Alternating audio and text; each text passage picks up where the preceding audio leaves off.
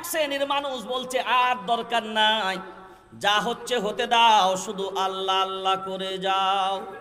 নামাজ পড়ো আর টেনশন নিতে হবে না, তসবিহ টানো আর টেনশন নিতে হবে না। একটা জিনিস মনে রাখবেন, ওই জন্যে বর্তমানে আমাদের মাঝখানেও এক শ্রেণীর মানুষ পাওয়া যাবে যারা এখন বর্তমান সময়ে আপনাদের দিকে আছে কিনা জানি না, আমাদের বর্ধমানের দিকেও কিছু শ্রেণীর মানুষ আমরা দেখতে পাচ্ছি, বলে আন্দোলন টান্দোলন করে আর কি হবে, কি হবে আন্দোলন করে, কি পাবে আন্দোলন করে, এই সব আন্দোলন করে কি উপকার, কি ফায়দা? মসজিদ নিচ্ছে নিতে দাও, ওয়াকফ সম্পত্তি নিচ্ছে নিতে দাও, কোরবানি বন্ধ করছে বন্ধ করতে দাও, টুপি নিয়ে ছিঁড়ে ফেলে দিচ্ছে ছেড়ে ফেলতে দাও, দাড়ি নিয়ে উঠতে দেবে না উঠতে ছেড়ে দাও, এসব কিচ্ছু করার দরকার নাই, শুধু তসবিহ টানো আর আল্লাহ আল্লাহ করো, বাস, আর কিছু দুনিয়ার দিকে ধ্যান দেবার দরকার নাই। খুব সুন্দর, আপনার সাথে আমি প্রথম একমত হব 100 ভাগ। আপনি আমাকে বলেন, এখানে যতজন বসে আছেন উলামায়ে কেরামরাও আছে, সারা দুনিয়ার যত মানুষ এসছে আগামীতে আসবে, নাম্বার 1 মানুষ, তার নামটা আপনাদের মুখ থেকে শুনতে চাই। নাম্বার 1 সবার মুখ থেকে শুনতে চাই। যতজন এসছে আগামীতে যতজন আসবে, এর নাম্বার 1 মানুষটাকে আমি সবার কাছে শুনতে চাইলাম। সবাই বলেন একসাথে, জনাবে মুহাম্মদুর রাসূলুল্লাহ সাল্লাল্লাহু আলাইহি ওয়াসাল্লাম। আচ্ছা, এতে সন্দেহ আছে কারোর? দ্বিমত আছে কারোর? জোরে বলেন। নেই।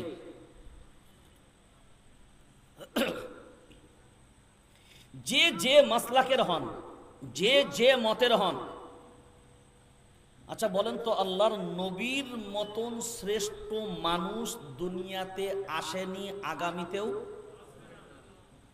এটা ফাইনাল সিদ্ধান্ত না? ফাইনাল। ওয়া ইন্নাকা লাআলা খুলুকিন আযীম। কোরআন যার স্টাম্প মেরে বলছে শ্রেষ্ঠ চরিত্রের উপরে প্রতিষ্ঠিত আমার রাসূল। কি চরিত্রের উপরে? শ্রেষ্ঠ চরিত্রের উপরে প্রতিষ্ঠিত আমার রাসূল। আপনি বলেন, এই মানুষটা, যে মানুষটার সমকক্ষ আসমান জমিনে কেউ হয়নি আর আসেনি আর ছিল না আর থাকবেও না, এই মানুষটার ইবাদতে বুঝি কমই ছিল নাকি? মায়ার নবী মদিনাওয়ালার নামাজ মনে হয় কম ছিল, ইনি নামাজ পড়তেন না নাকি? আরে কথা বলেন, কথা বলেন, প্রয়োজন এটা। নামাজ পড়তেন না পড়তেন না? আচ্ছা, নামাজই ছিলেন তাহলে। দোয়া, আচ্ছা পৃথিবীতে যাদের দোয়া হাত তুলার আগে কবুল হতো, তাদের মধ্যে কি মায়ার নবী মদিনাওয়ালার নামটা নেওয়া যেতে পারে? জোরে বলেন। যার মনের ভাবনার উপরে আল্লাহ কোরআনের সিস্টেম বাইতুল মাকদিস থেকে মসজিদুল আকসার দিকে কিবলা ঘোষণা করেছিলেন, শুধু মনের ইচ্ছার ব্যক্ততার কারণে আল্লাহ সিস্টেম চেঞ্জ করে দিলেন। কি চেঞ্জ করলেন? জোরে বলেন। সিস্টেম চেঞ্জ করলেন। আসমান জমিনের মাঝখানে যত যাদেরকে আল্লাহ বানিয়েছেন, জান্নাত জাহান্নাম সচক্ষে দেখার যোগ্যতা একজনেরই ছিল, তিনি হলেন মায়ার নবী, জোরে বলেন, মদিনাওয়ালা। আল্লাহর আরশে আজিমে আল্লাহর সাথে ডাইরেক্টলি কথা বলার মতন যার যোগ্যতা ছিল, অর্জন করেছিলেন, তিনি হলেন মায়ার নবী মদিনাওয়ালা। আপনি আমাকে এবার বুঝান তো, যার সম্পর্কে আল্লাহ নিজেই ঘোষণা দিয়ে দিলেন, ওমা আরসালনাকা ইল্লা রাহমাতাল লিল আলামিন। ভিন্ন জায়গায় আল্লাহ কুরআনুল কারীমের মাঝখানে বললেন, হুয়াল্লাযী আরসালা রাসূলাহু বিল হুদা ওয়া দীনিল হক। যেখানে আমরা সবাই জানি, ঈমান যদি আনতে চাও, ঈমানের মূল মন্ত্র হলো লা ইলাহা ইল্লাল্লাহু মুহাম্মাদুর রাসূলুল্লাহ সাল্লাল্লাহু আলাইহি ওয়াসাল্লাম। কোনদিন কি মূল্যায়ন করে দেখেছেন? লা ইলাহা ইল্লাল্লাহ মুহাম্মাদুর রাসূলুল্লাহ সাল্লাল্লাহু আলাইহি ওয়াসাল্লাম কয়টা অক্ষর দ্বারা গঠিত? কয়টা অক্ষর দিয়ে গঠিত? সবাই তো মুসলমান, বলেন কয়টা অক্ষর দ্বারা গঠিত? কোনদিন হিসাব করেন নাই? লা ইলাহা ইল্লাল্লাহ 12টা অক্ষর দ্বারা গঠিত। কয়টা? মুখস্থ করেন 12টা। কয়টা? 12টা অক্ষর দ্বারা গঠিত। মজার জিনিস হলো লা ইলাহা ইল্লাল্লাহ যে 12টা অক্ষর দ্বারা আল্লাহ গঠন করেছেন, এই 12টা অক্ষর দাগবিহীন নুক্তাবিহীন অক্ষর দ্বারা আল্লাহ গঠিত করেছে। এই অক্ষরগুলোর ভিতরে একটাও নুক্তা নাই, কোনো কালি লিপা হবে, একটা নুক্তা ফেলবে কেউ কালি দিবে, এইরকম কোনো অবকাশ নাই।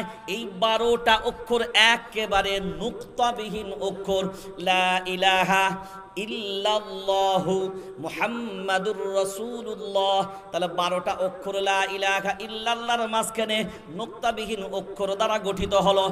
আর মুহাম্মাদুর রাসূলুল্লাহ সাল্লাল্লাহু আলাইহি ওয়াসাল্লাম, এই মুহাম্মাদুর রাসূলুল্লাহ, এই মুহাম্মাদুর রাসূলুল্লাহটাও আল্লাহ গঠন করেছেন 12টা অক্ষর দ্বারা।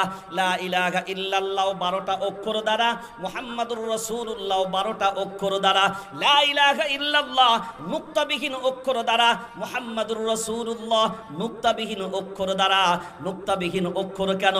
আল্লাহ বুঝাতে চাইলেন লা ইলাহা ইল্লাল্লাহ আমার ভিতরে নুক্তা দেবেন, আমার ভিতরে টোকা দেবে। এই রকম মায়ের লাল এখনো পর্যন্ত দুনিয়ার জমিনে জন্ম হয় নাই, আর হবেও না। আর আমার নবীও এমন, যার ভিতরে কেউ নুক্তা দেবে তার আদর্শ আমি নবী, আমি আল্লাহ এমন ভাবে জানিয়েছি, লাকাদ কানা লাকুম ফি রাসূলিল্লাহি উসওয়াতুন হাসানাহ, তোমাদের কাছে তোমাদের উত্তম আদর্শ হবে তোমাদের রাসূল। ওই জন্য আমার মুহাম্মাদুর রাসূলুল্লাহ যে 12টা অক্ষর দ্বারা আমি আল্লাহ গঠন করলাম, ওই মুহাম্মাদুর রাসূলুল্লাহ এটা কোরআনের শব্দ। মুহাম্মাদুর রাসূলুল্লাহ ওয়াল্লাযীনা মাআহু আশিদ্দাউ আলাল কুফফার রুহামাউ বাইনাহুম তারাহুম রুকআন সুজদান ইয়াবতাগুনা ফাদলাম মিনাল্লাহি ওয়া রিদওয়ানা। লা ইলাহা ইল্লাল্লাহ এই চাও কিন্তু কোরআনুল কারীমের বাক্য। এক জায়গায় নেই, কিন্তু আল্লাহ ভিন্ন ভিন্ন জায়গায় এই দুটোকে আলাদা আলাদা ভাবে দিয়েছেন। তাহলে লা ইলাহা ইল্লাল্লাহ কয়টা অক্ষর বললাম? 12টা। মুহাম্মাদুর রাসূলুল্লাহ কয়টা অক্ষর? 12টা। লা ইলাহা ইল্লাল্লাহ নুক্তাবিহীন না নুক্তাওয়ালা? নুক্তাবিহীন। মুহাম্মাদুর রাসূলুল্লাহ নুক্তাওয়ালা না নুক্তাবিহীন? নুক্তাবিহীন। আল্লাহ বলেন আমি হলাম নুক্তাবিহীন, আমার নবীও হলো নুক্তাবিহীন। আমি হলাম 12টা অক্ষর দ্বারা গঠিত, আমার রাসূল হলো 12টা অক্ষর দ্বারা গঠিত। 12 দুগুণে জোরে বলেন 24। এখন বলেন সারা দিনে কয় ঘন্টায় একদিন হয়? জোরে বলেন, জোরে বলেন। 24 ঘন্টায়, 24 ঘন্টায় একদিন। এই 24 ঘন্টায় একদিন লা ইলাহা ইল্লাল্লাহ মুহাম্মাদুর রাসূলুল্লাহ কালিমা পড়বে যারা, 24 ঘন্টায় নুক্তাবিহীন জীবন পরিচালনা করবে তারা। আল্লাহ যেমন লা ইলাহা ইল্লার ভিতরে নুক্তা নেই, লা ইলাহা মান্নেওয়ালার ভিতরেও নুক্তা হবে না। মুহাম্মাদুর রাসূলুল্লাহর ভিতরেও যেমন নুক্তা নেই, মুহাম্মাদের উম্মত যারা হবে তাদের ভিতরেও কিন্তু কোনো নুক্তা হবে না। এই 24 ঘন্টা নুক্তাবিহীন ভাবে কাটাবে যারা, প্রকৃত আমি আল্লাহ আমার বান্দা হবে তারা। এই মুসলমান এবার ভাবনা চিন্তা করে দেখেন, আল্লাহ তার ভাগেও যেমন 12টা অক্ষর দ্বারা গঠন করলেন, মায়ার নবী মদিনাওয়ালাকেও কিন্তু 12টা অক্ষর দ্বারাতেই আল্লাহ গঠন করলেন। একদিক দিয়েও নয়, কত বড় সম্মানের জায়গায় আল্লাহ দিলেন। ওই জন্যে আমরা লক্ষ্য করে দেখি কোরআনুল কারীম বর্তমানে অনেকে এমন আছে, এই ইন্টারনেটের যুগ, সোশ্যাল মিডিয়ার যুগ, বহু মানুষ এমন বলেন, কত রকমের ফেরকাবাজি, কত রকমের ধোঁকাবাজি, সবই তো এর ভিতরে এখন ভরা। এক শ্রেণীর মানুষ বলল কোরআন তিলাওয়াতের কোনো ফায়দা নাই। ইন্টারনেটে পাবেন এখন, সব আসছে আস্তে আস্তে। বলে কোরআন তিলাওয়াতের কোনো ফায়দা নাই, বলে কেন ফায়দা নাই? বলে একমাত্র কোরআন বুঝে পড়লেই ফায়দা, তাছাড়া কোনো রকমের ফায়দা নাই। ঠিক আছে, প্রথম আপনার দলিলটা প্রথম নেন। কোরআনুল কারীমের মাঝখানে হুরুফে মুকাত্তাআত কিছু বাক্য হয়, কিছু শব্দ আছে কোরআনুল কারীমের মাধ্যমে, এগুলোকে হুরুফে মুকাত্তাআত বলা হয়। এই হুরুফে মুকাত্তাআত যেগুলো আছে, দুনিয়ার এখনো পর্যন্ত কোনো সাহিত্য, এখনো পর্যন্ত কোনো পণ্ডিতের হিম্মত হয়নি আলিফ লাম মিম, আলিফ লাম রা, হা মিম আইন সিন قاف صاد نون قاف ألف لام را حا ميم كاف ها يا عين صاد। আজ পর্যন্ত দুনিয়ার জমিনে কোন পণ্ডিত এখনো পর্যন্ত বলতে পারবে না এই হরুফে মুকাত্তাআতের অর্থগুলো কি হবে। কারণ আল্লাহ বলেনি, মায়ার নবী মদিনাওয়ালাও বলে দেননি। আর মায়ার নবী মদিনাওয়ালা যখন বলেননি, দুনিয়ার কোনো আলিম উলামা, কোনো পণ্ডিত সাহস করে এখনো পর্যন্ত বলতে পারেনি এই শব্দগুলোর অক্ষর, এর অর্থ আমরা ব্যাখ্যা করে বলে দিচ্ছি। ভাবনায় অনেকে অনেক কথা বলে, কিন্তু এর তরজমা, এর অর্থ কি, আল্লাহ এর ভিতরে কি ঢুকিয়েছেন একমাত্র জানেন কে? জোরে বলেন আল্লাহ।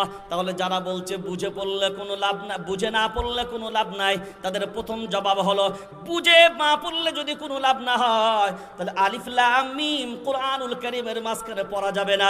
আলিফ লাম রা, কারণ এর অর্থ তো তুমি জানো না। আর বুঝে না পড়লে যখন কোনো সব পাওয়া যাবে না, তাহলে হরফে মুকাত্তাআতের আয়াতগুলো বাদ দেওয়া লাগবে। কাফ হা ইয়া আইন সাদ, এই শব্দগুলো আর পড়া যাবে না।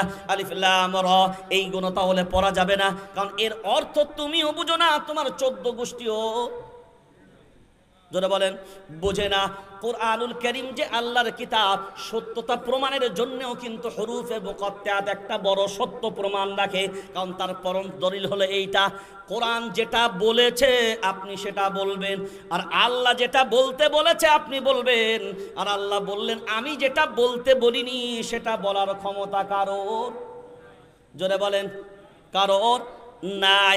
এখন এখানে বসে আছেন যারা কোরআন ভাবনা চিন্তা করে নিশ্চয়ই চলবেন, তারা ঈমানওয়ালা হবে যারা যারা এখন বিবেক দিয়ে ভাবনা চিন্তা করে বলেন, এই কোরআন যদি আমাদের কাছে আল্লাহর পক্ষ থেকে কিতাব হয়, যাদের মনের ভাবনা চিন্তা হলো না না মুসলিম গুল্লাই যাক, ধর্ম গুল্লাই যাক, মসজিদ মাদ্রাসা মক্তব খানকা সব চলে যাক, অন্যায় জুলুম চলতে থাকুক, আমাদের কোনো রকমের আন্দোলনের প্রয়োজন হবে না, তাদের প্রথম আপনাকে আপনার জায়গায় এসে এবার আপনি শোনেন, মায়ার নবী মদিনা ওয়ালার থেকে নাম্বার 1 মানুষ দুনিয়ার জমিনে আর কেউ হবে না।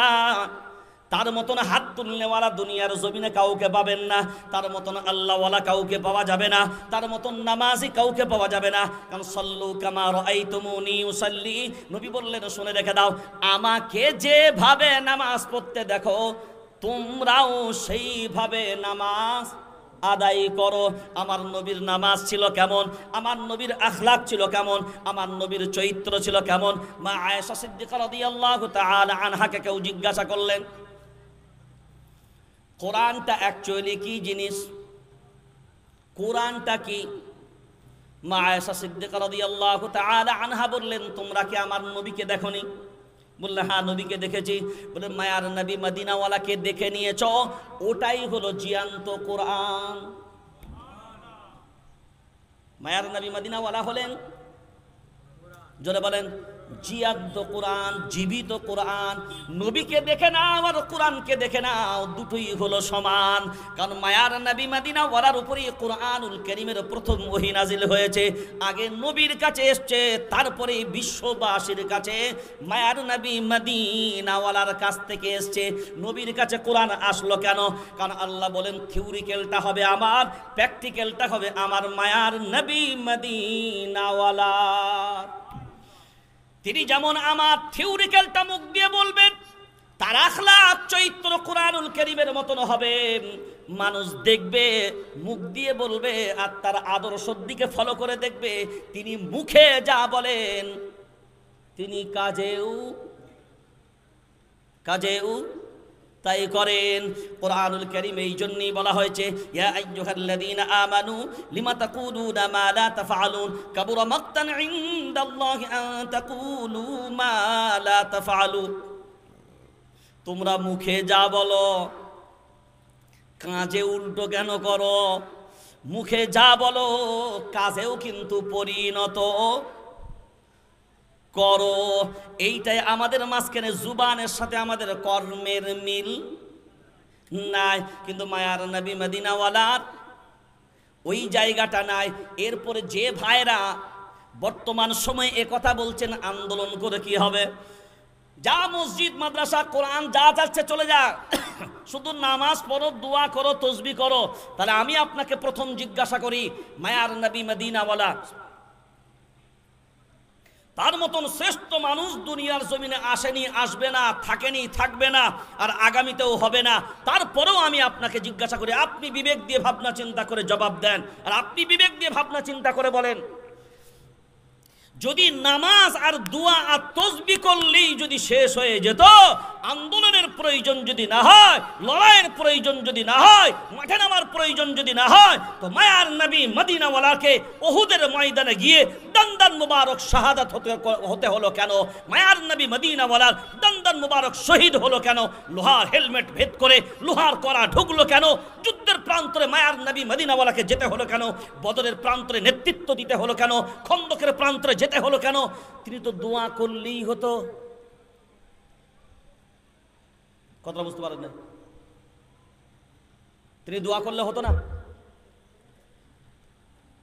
তিনি চাইলে হতো না?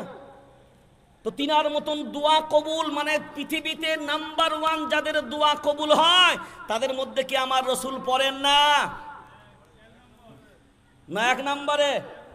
তো 1 নাম্বার যার দোয়াতে সব কাজ হবে, তিনাকে যদি যুদ্ধের ময়দানে দাঁড়াতে হয়, তাকে যদি যুদ্ধের ময়দানে গিয়ে বেঈমানদের মোকাবেলায় দন্দন মুবারক শহীদ করতে হয়, লোহার হেলমেট ভেদ করে যদি লোহার করা মাথার ভিতরে ঢুকে উহুদের ময়দানে কয়েকদিন খুঁজে পাওয়া যায়নি, মদিনায় তো রটেই গিয়েছিল, আর মায়ার নবী মদিনাওয়ালা নাই, তিনি দুনিয়ার জমিন থেকে চলে গেছে। এই জায়গাটা আমার রসুলকে যখন যুদ্ধের ময়দানে যেতে হলো, তো আমার রসুল যদি আদর্শ হয়, তাহলে সারা দুনিয়ার উম্মতের জন্য যুদ্ধের প্রান্তরে, লড়াইয়ের প্রান্তরে, আন্দোলনের প্রান্তরে ওয়াকাতিলুহুম হাত্তা লা তাকুনা ফিতনা ওয়া ইয়াকুনা দ্বীনু লিল্লাহ, কোরআনুল কারীম তার জবাব দিয়েছে। সংগ্রাম করবি কতদিন, লড়াই চালাবি কতদিন, আন্দোলন করবি কতদিন, যতদিন পর্যন্ত দুনিয়ার জমিনে ফিতনা না মুছে যাবে, হক না প্রতিষ্ঠিত হবে।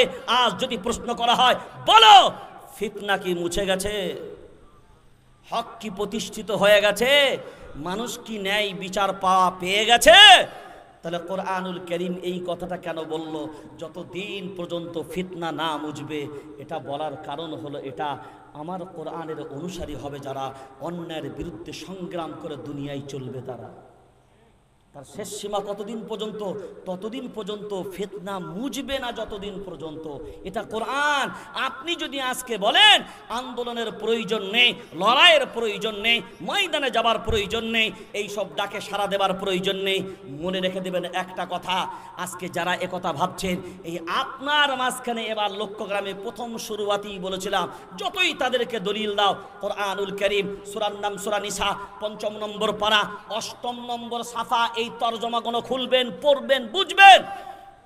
وما لكم لا تقاتلون في سبيل الله والمستضعفين من الرجال والنساء والولدان الذين يقولون ربنا أخرجنا من هذه القرية الظالم أهلها واجعل لنا من لدنك وليا واجعل لنا من لدنك نصيرا। আপনারা শুনলে অবাক হয়ে যাবেন। আজ